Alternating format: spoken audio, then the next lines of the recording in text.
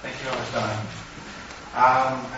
Extremely pleased to be here. I've been in Italy for the past about 5 days, and it's been absolutely wonderful, except for the weather for about 2 days in Perugia, where unseasonal rain, hampered with the mood. But nonetheless, it's been fantastic. The festival in Perugia was excellent. I got to meet a lot of the journalists, media people, a lot of the young folk, because obviously the university, there's a lot of students who are there who are very excited about talking about how this shift that's occurring in the industry, how it's going to impact on the tensions that are there between the traditional way of doing journalism and the new methods that are evolving. But I have to say, that's something that's across the world. Within our newsroom, we struggle with this. I'm sure in the West, Western Europe or North America, they struggle with this as well. Different countries are at different levels, but definitely is a point that needs to be addressed, and I think a lot of the discussion that happened in Perugia was relating to that as well. I'll jump into my presentation. It's just going to give you a brief overview of how we work within Jazeera with regards to new media, structurally how we're positioned, also the kinds of projects we've done, so the impact that we've had on a traditional news company which has a history of about 14 years now, and the change we've made.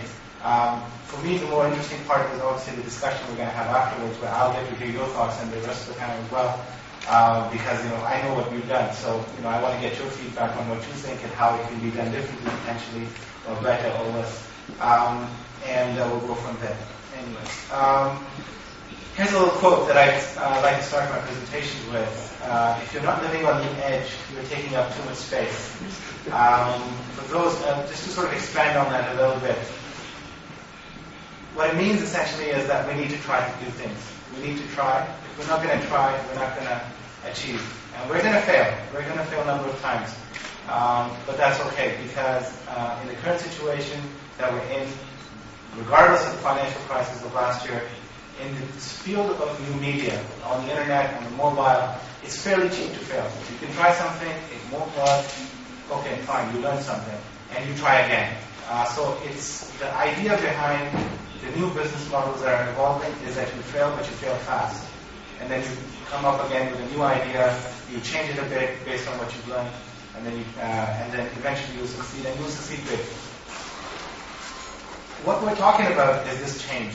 On the left, you see this traditional way how our audience was consuming Al Jazeera. So you see people sitting in a coffee shop and they're watching the news. And news is a huge part of the social fabric in our world, definitely because so much is happening there. There's a lot of turmoil, there's a lot of political strife, social changes occurring. So the way most people watch news was sitting in coffee shops or in living rooms, but as a communal event where they'd sit down, have coffee, and watch Al Jazeera. Now what's changing is what you see on the right side, where kids, they're sitting on their laptop and they're watching news there. Obviously kids that age are probably not watching, but just for the impact, I put little kids there. But a lot of there's a lot of statistical data in terms of how the young people are consuming news is switched from TV to online. So this is essentially the change that we're talking about. And so how did Al Jazeera start to impact this change? New media was formed about 3.5 years ago within Al Jazeera. Donna, as obviously she's been with us since the beginning in terms of working with us. And it was started off by three of us. There were three people. Myself, I was in our IT department. There was another guy, Mohammed Nadafai, he was in the international media relations, and another guy who was in the commercial department. There was nothing which was dealing with the media. And we were all obviously young at that time, and hopefully still young. But we were users of these new platforms and services. We used to use YouTube. We were very comfortable with most of the services that were being available online. And we were obviously watching the trends. We were watching how CNNs and BBCs, Fox, all of these different companies, these news companies, how they're embracing this change. And we saw that Al Jazeera was sort of falling behind. Al Jazeera had done fantastic work in terms of journalism, in terms of covering the Arab world particularly, and making use of the satellite television, because that was the key differentiator, because we have a lot of media companies, by the way, within the Arab world, state-run media with regional presence.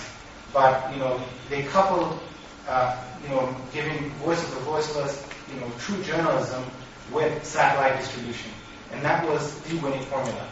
And but now there was again a shift happening. And how were we going to handle this shift? So we pitched to the management that we need to start something, a team which is dedicated to looking at this shift and how it should impact our newsroom. And New Media was formed that way.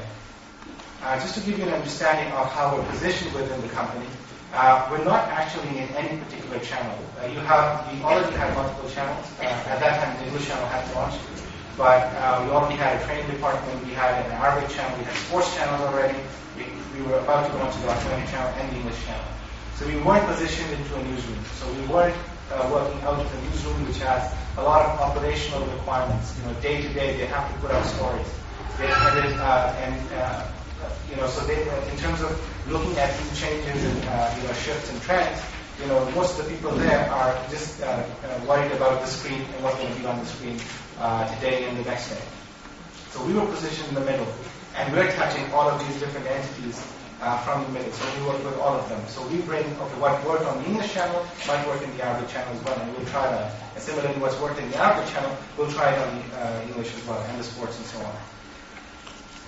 Within New Media, I have three teams. One is called Internet Media, which is looking at the internet side of the world. Another one, Mobile Media, which is looking at the dramatic shift that's happened in the mobile industry. And the third being Social Media, which is looking at the evolution of social networks and how it's changed the social behavior of, particularly our everyday life. I think everybody is, I would imagine within this room even would be on Facebook. A percentage of you would be on Twitter, and how you communicate with yourselves, between your friends, your colleagues, your family, has fundamentally changed in the past 10 years, or 5 years even. This division, by the way, in terms of how it would work with other news organizations, is obviously this is our way of doing it. Necessarily, it might not work for everybody. Now, everybody talks a lot about convergence, how internet and mobile, everything is converging. So these divisions that we've used are not necessarily, in concrete. We do a lot of cross-functional work that happens, and you'll see most of the projects that I'll cover that we've actually affected. The whole team will be working on it.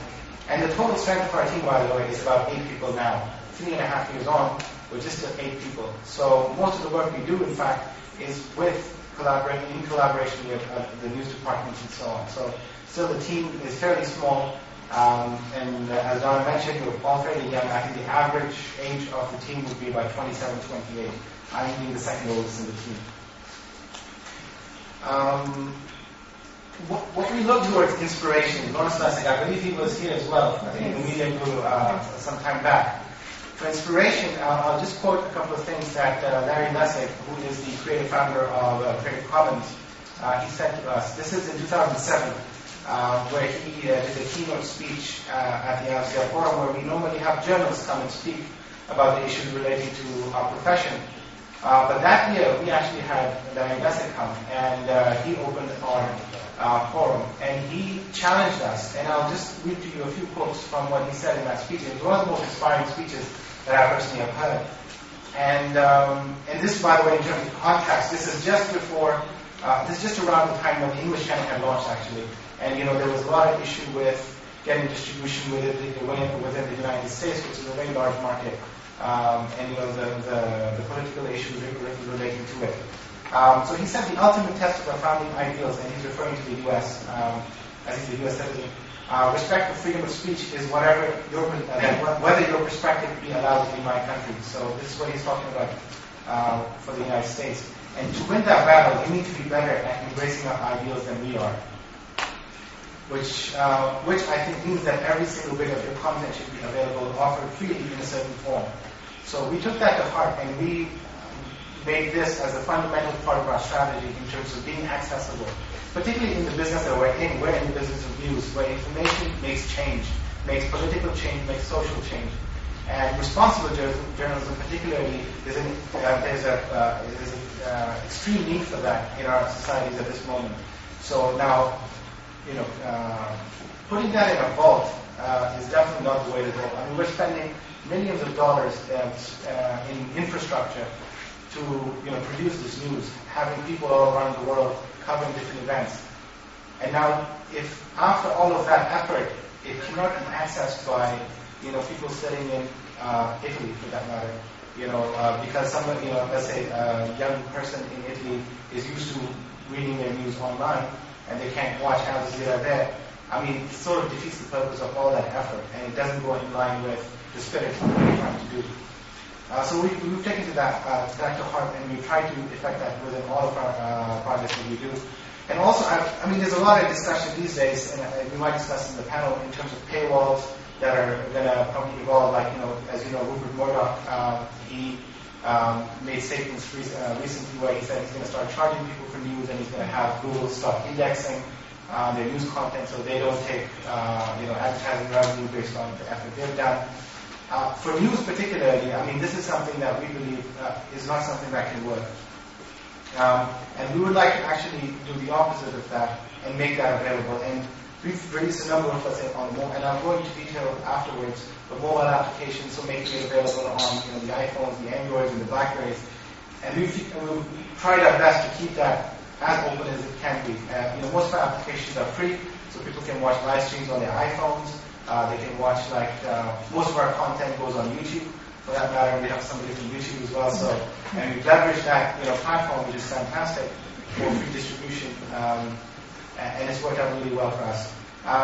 And another part in terms of, being the goal of journalism, which is obviously dissemination of news, important news, is another idea of, giving particularly the young generation tools to analyze information or analyze events. And, so for example, some political or war is about to happen, or, some government is building a case for war. Obviously you have a lot of state-run media, and you saw this in the case of Iraq, where, months before the actual war happened, the government was building a case. And most of the mainstream media in the United States were building the case with the government. And, there was this rallying point that the core issue was, let's say, weapons of mass destruction or whatever the case might be.